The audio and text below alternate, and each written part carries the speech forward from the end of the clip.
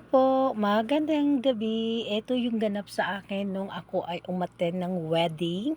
Wedding ng aking friend, yung kanyang daughter at saka yung of course na partner. Tingnan niyo naman yung itsura ko kasi nga only dads touches my hair and my face of course.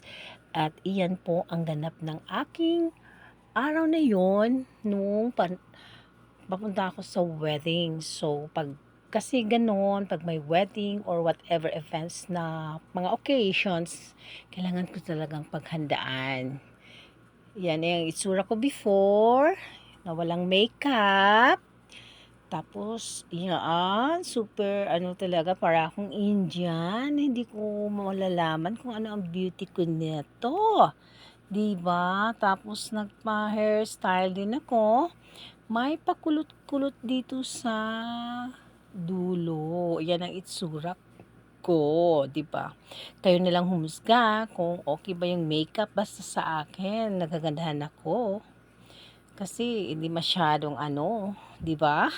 Ayan ang itsura ko, yung naka-makeup na po ako, po.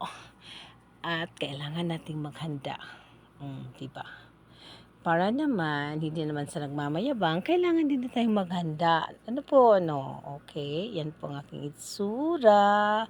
Para daw akong Spanish. Bye!